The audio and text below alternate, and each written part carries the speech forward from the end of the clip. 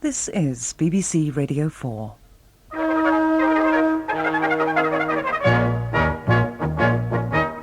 We present the news quiz with your chairman, Barry Took.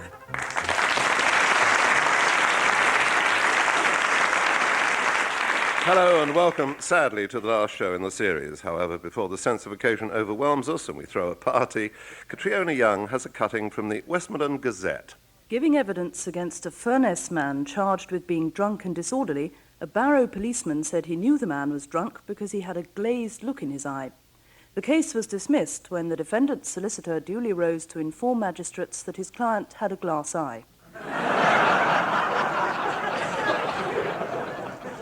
Well, many thanks to Mr. P. Walker of Kendal for spotting that one. Well, it's time to meet the teams now. Unfortunately, neither Richard Ingrams nor Alan Corran are with us today. They've obviously got stuck in the traffic jam around King's Cross.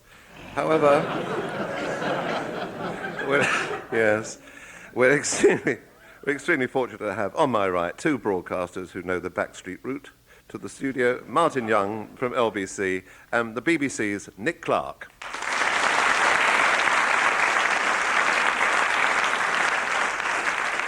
On my left, please welcome News Quiz veterans Gillian Reynolds and Mark Stein.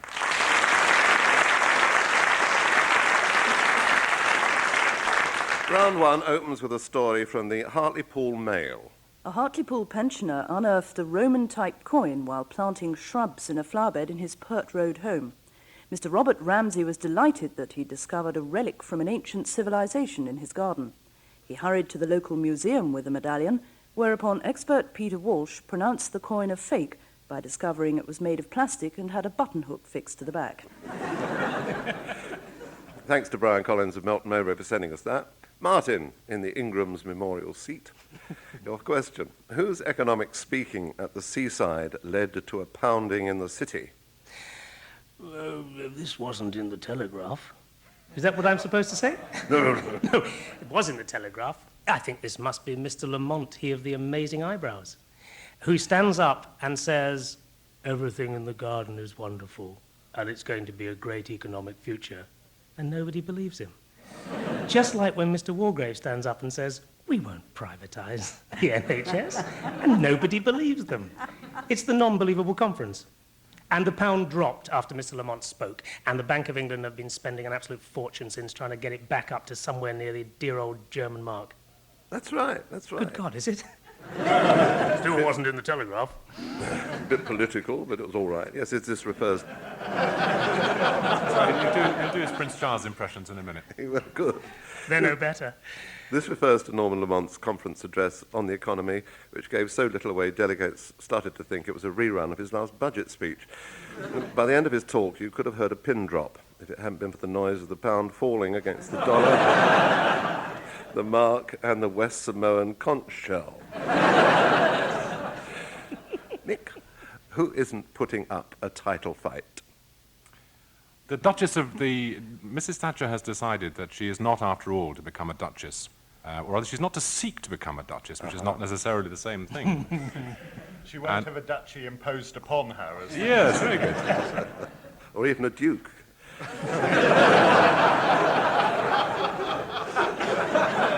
She was less specific about that, actually. Nick gets the marks. This is the letter written by Margaret Thatcher to the Times in which she denied seeking a hereditary peerage. The ex-Prime Minister, it seems, is content with her existing honours received in return for everything she did for British industry, such as the Gold Medal of Achievement presented by the Society of Japanese Motor Manufacturers. Meanwhile, Margaret, still glowing after her success at the Conservative Party conference, where she switched on John Major's Blackpool humiliation, will settle for a simple courtesy title, like Your Majesty. Gillian, who decided against taking the scenic route? I think this could be that dynamic figure, Mr. Rifkind, that mesmeric, nay dazzling personage from Scottish Parts. And without a note, he told the nation that the preferred route for the Channel Tunnel link was not going where British Rail wanted it to go. It was going eastward, like Drake. No, he went west, didn't he? Instead of going south. That's geography right, that's expert right. speaks. Can you take seriously a route that involves a station called Raynham International?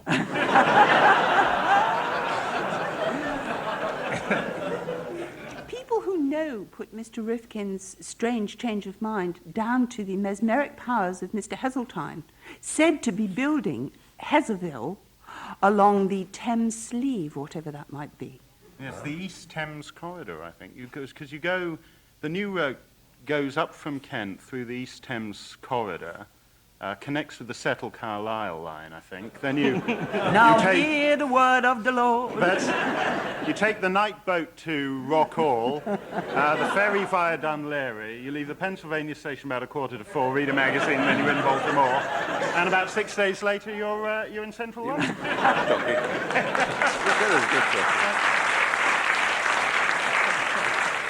Yes, Excellent route. This refers to Transport Secretary Malcolm Rifkin's announcement that the new high-speed Channel link will run through Stratford and into King's Cross. Handy for the Director of Public Prosecution.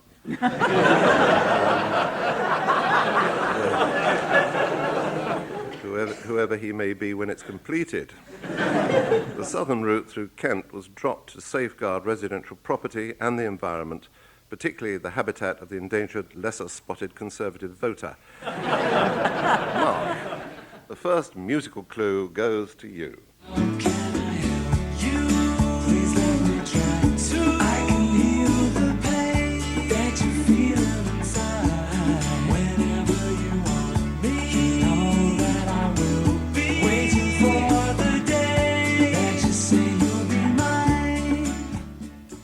Well, that was Heal the Pain, and your question is, who's been feeling the injured party with a health problem? This is to do with the Conservative Party's policy on the National Health Service, and they've announced that they're shelving plans for hospitals in London to achieve self-governing trust status. I don't know what a self-governing trust is. It's probably a surgical support that does itself up. I think, from the look of it, Barry's wearing it. But whatever this self-governing trust is, it's now going to be shelved. Presumably, the government's going to put it on the shelf. So, if you want a self-governing trust, you'll have to go on a waiting list, like everything else in the NHS. Health Secretary William Waldegrave announced the government was to keep its options open. So they've now got more options open than NHS wards. And the scores at the end of the first round are as traditional, even without Corrin and Ingram's 4-all. Well done, guys.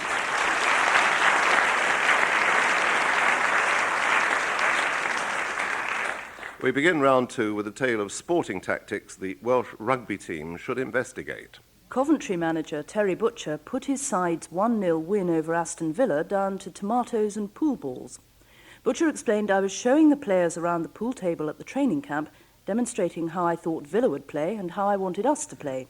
I used tomatoes and pool balls, and the tomatoes won 1-0.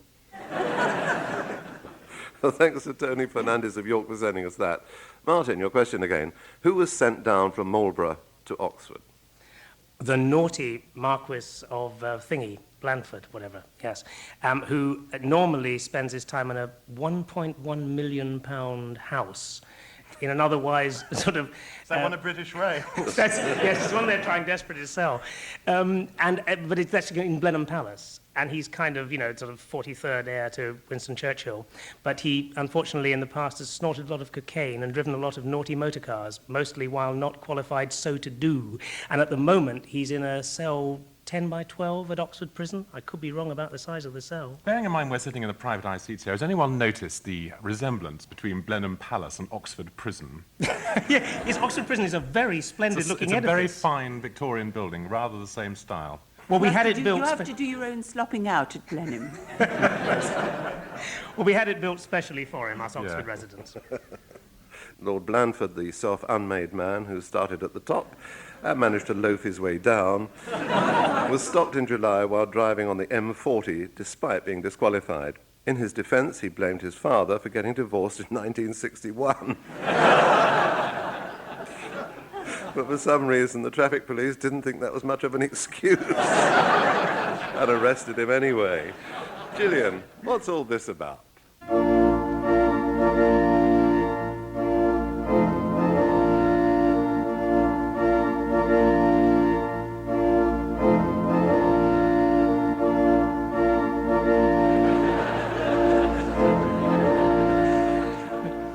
Only 5 more to go. Oh, sorry. Gave the game away. The question is, who's hoping there won't be 1 over the 8?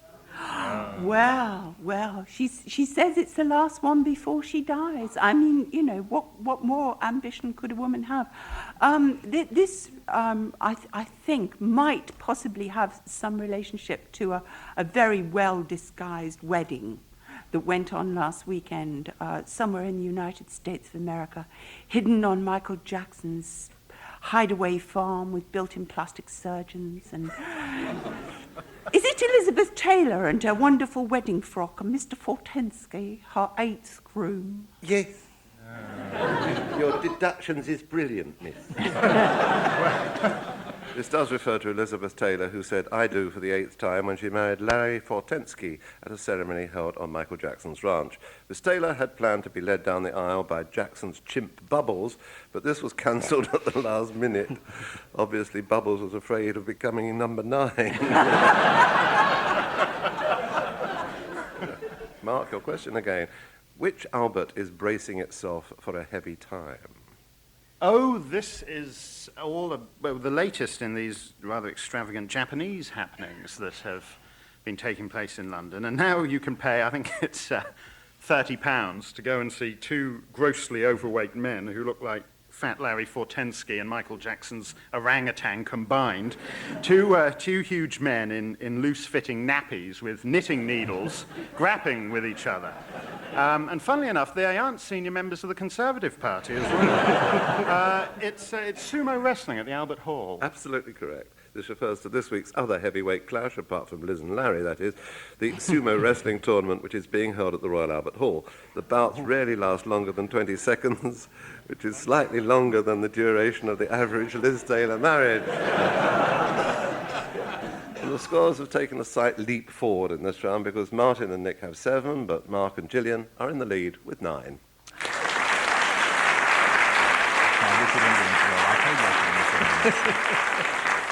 We open round 3 with an important notice from Network Southeast. Train service information, October to November 1991. Due to engineering work at Cannon Street, it will not be possible to introduce the full winter timetable on the 30th of September 1991.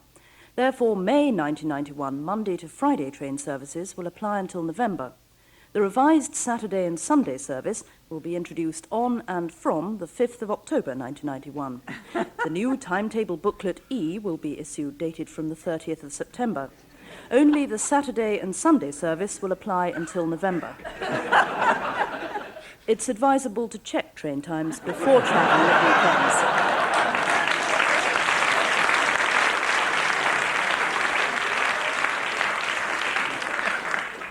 Well done.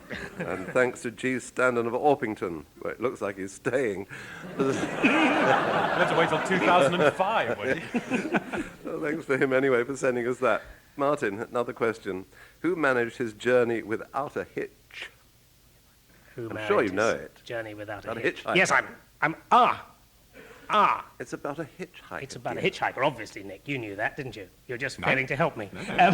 No, I'm not I bitter. told you before we started that we had a problem here. This is it.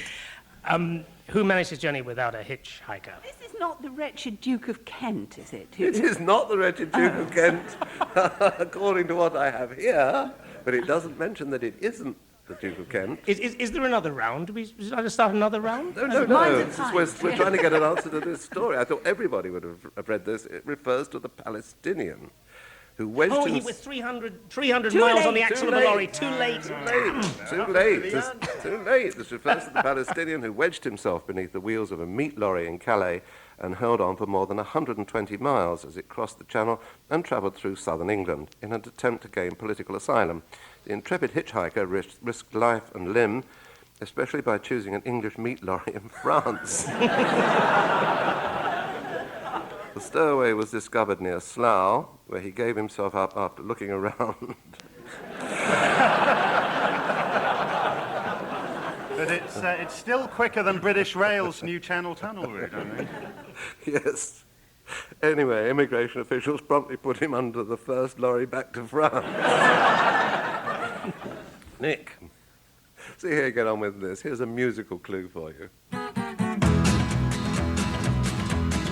All right, I don't want be responsible, respectable, and clean. I just want to be myself and not just part of the machine. I don't want to be in the army or to be an English rose. I just want to talk about myself and my good taste in clothes. Na, na, na, na. Well, who became a royal fashion victim in the last few days? This is a very unkind, it's a very sad story. It is a It's a sad story. It's difficult to be humorous about such a sad story. Well, where be sad about it. two people turned up and vied with each other in wonderful royal uniforms at a court in order that one should be put away for stealing money from the other. This is the person who designed Princess Di's dress, was it? No, Yes. no. Princess No, Princess Fergie's yes, dress. the Duchess of Dulwich's dress. She was called was Lintka Lintka, Kiri, that's or her. Siri. However, she designs the dresses for very important royal people. And her friend Nixon. And her friend, unfortunately, also likes them. Should she be sent to jail, Miss Jackson's experience will be invaluable in the design of off-the-shoulder mailbags, ball and chain gowns, and a new suit for the Marquis of Blandford in traditional arrow pattern fabric. Gillian, where did holy blood prove to be thicker than water? This has got nothing to do with Ireland's stalwart win over Zimbabwe in the Rugby Union World Cup, to which I am riveted, I might say, Barry. Are you riveted? This goes to the... way... I Are am you? riveted, You are. but sometimes my arms and legs drop off. However, typical sample of British workmanship, no I mean. Anyway, I know the answer to this, Barry. Can I have a bonus point, Barry, before I start this? Because Yes. I know that you have to get Go these on. things in quickly. This is Saint Gennaro, isn't it? yes. Yes, having his blood turned liquid by alchemy in medieval days, so that it wasn't in fact anything to do with divine intervention. It was a chap with a piece of rock from Mount Etna who rubbed it on the wound of the particular figure, and blood started to pour out, and everybody fell down and became a Catholic. That's And right. that's how we got to where we are today. That's right. You probably cut that bit out. You can get blood from a stone. Right, that's it. That's wonderfully done. Yes, of course. You're absolutely right. This concerns a blood sample taken from San Januarius shortly before he was martyred in 305 AD, which, as he wasn't around to receive the results of his test, sat on a shelf in Naples for 1,000 years. It seems they had a national health service early in Italy. The phenomenon, commonly known as thixotropy.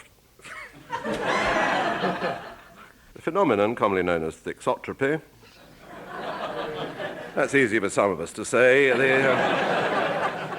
The ability of a solid to spontaneously turn to jelly has been given the modern scientific name of John Major's knees when she turns up. Bit naughty, bit naughty. Mark, which pint-sized thief made a slow getaway? A milkman. It is a milkman. A milkman has made a slow getaway in a milk float. Yes. I feel I'm getting there, but But I have a Nick got bonus there for the before clue? you, so I'm going to ask Nick. Come on, tell us. Nick. Is this the modern equivalent of hotting? Because hotting is now out of date. It's called milking, where you Milking. yes, That's what I had before bed, hot milking. where you drive around in a milk float and ram police cars at 50 miles an hour in Cornwall. Is that That's right? right, absolutely is so. this what Kenneth Baker has chosen to crack down on? Is this slow joyriding? It's not funny at all. I mean, the Marquis of Blandford is stuck in this 10 by 12 foot cell, absolutely stuffed with milkmen. All with bandages round their heads from ramming other cars. There's not a lot of laughs. Do you know, I keep thinking of the Marquis of Blandford because his wife took him in some chocolate and some licorice. And I have this vision of him there with a lot of licorice shoelaces. Do you remember licorice shoelaces? You know? And he's unrolling them and tying them together and putting them out of the window at Oxford Train. Trying to get all those milkmen free. This is Cornwall's answer to the hotting craze when an 18-year-old Campbell labourer hijacked an electric milk float and set off with a police car in pursuit. The fastest milk float in the West Country zigzagged downhill. The driver was obviously under the influence of several cartons of ski yogurt and then attempted to ram another panda car. The hapless joyrider's luck ran out when the milk float was so slow up the next gradient that a bobby on foot was able...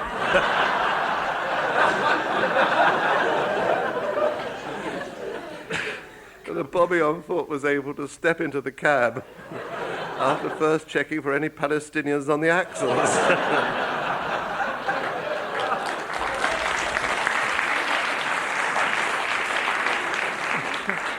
The Milky Float kid explained it was either an electric milk float or a Skoda, and of course he chose the faster option. And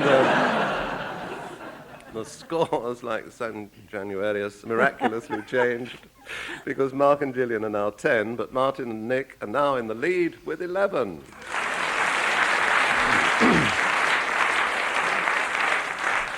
And now for the beginning of the end. Cat lover Olive Gray finally has a memento of her beloved pet after a 3-year battle with a taxidermist. Mickey, the 18-year-old Moggy, should have been immortalised at a cost of £120 by a Blackheath taxidermy firm. But Mrs. Gray ended up in Bromley County Court after a battle for Mickey's return. It was explained to the judge that Mickey had failed to freeze properly when popped into the taxidermist's fridge. The manager kept saying everything was fine, she said, but eventually offered me Mickey's remains in a bucket. It was hardly the same. Now the cat's skin has been rescued and lovingly displayed in a frame by Mrs. Gray's daughter.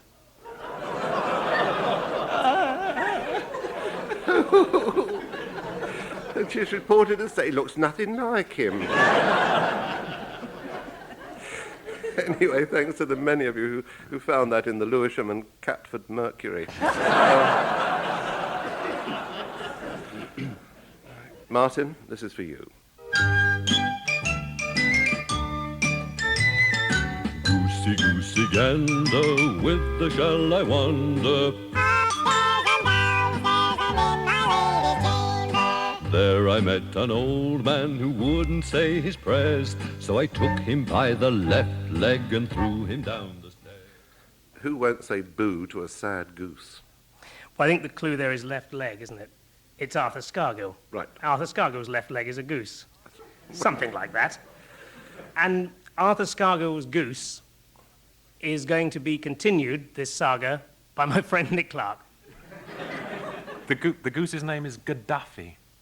So it is. And Arthur sacked him.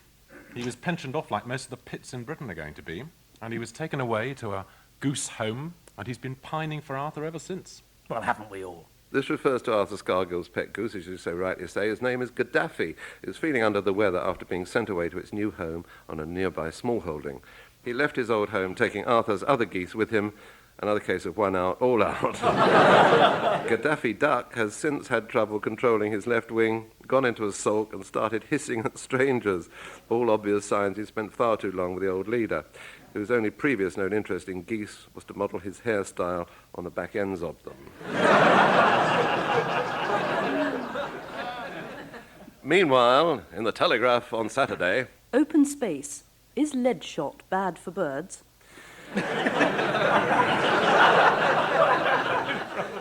Probably, yes, I think that's the answer. Thank you, J. Warwick of Reddit, for that. Anyway, Nick, your question now. Whose hot, breathless prose curried favour? This is a book about all the curry houses in Britain. There's a man who's been to 775 curry houses and tasted goats, no, actually, it was probably goose curry in every one of them. Curry. And he sent in a lot of reports, and Yeah, but he did, after all that.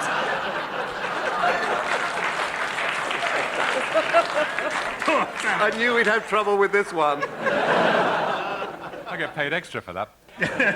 This refers to a man by the name of John Loosemore,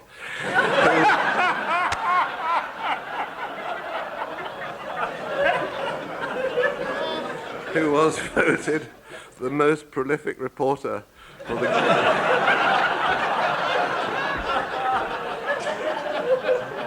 the Good Curry Restaurant Guide, which was published this week. Curryholic John, the man who definitely knows his madras from his elbow, has eaten in more than 700 Indian restaurants around the country, armed only with his clipboard and his trusty asbestos underwear.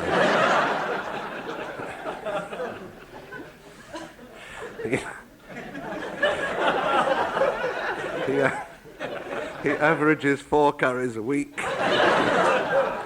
A tight schedule, which means he's on the move all the time.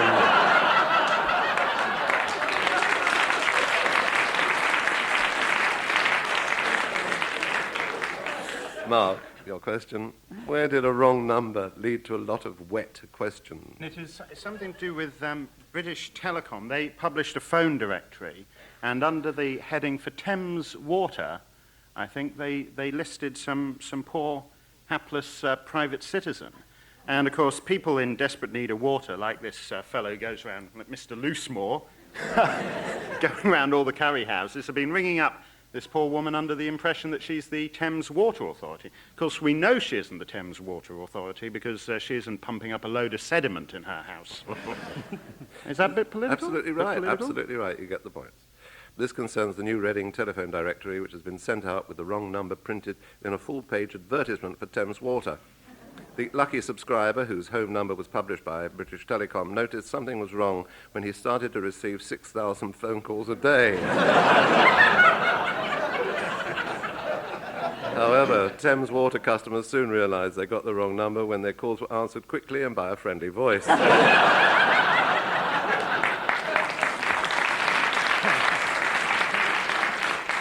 Before we reach the final scores, it's time for the team cuttings. Martin, have you got cutting for us? Yes, I got one from the Irish Garda, or good. about the Irish Garda. Oh, good. The Garda are warning motorists around the country to drive with care because of the high winds. In one incident, a part-time fireman was slightly injured in a road accident in North County, Dublin. Responding to a call, he was travelling to deal with a fallen tree. He crashed into the tree. Silly bugger. Thank you. Thank you. Thank you very much. Nick, have you got something for us? I'd like to record my distress at the fact that we haven't had the story about the man driving a hedgehog into the 10th green. Did you not see that one?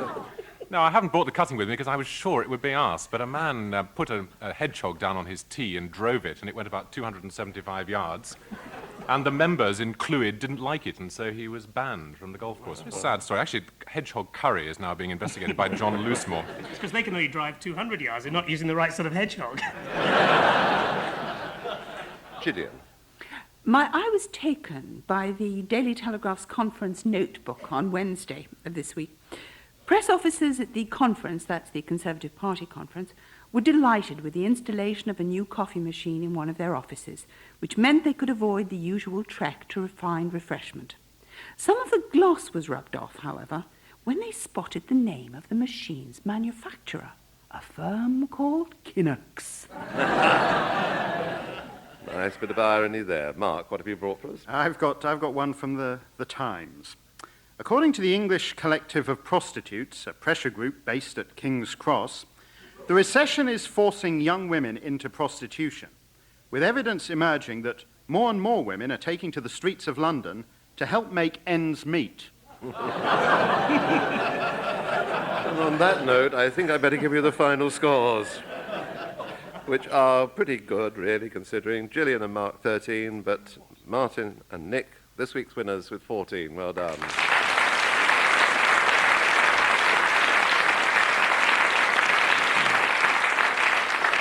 And finally, before we leave you for the last time in the series, a sad tale from the New Zealand Herald. Botanists who'd spent years searching for an orchid that was thought to be extinct sat on it during a lunch break. And with that, goodbye.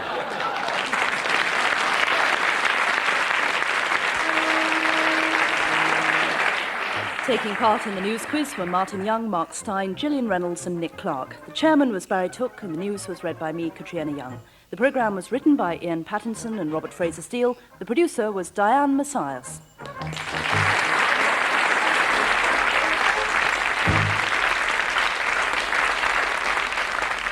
Well, next Saturday lunchtime at 12:25 sees the return of the antidote to game shows.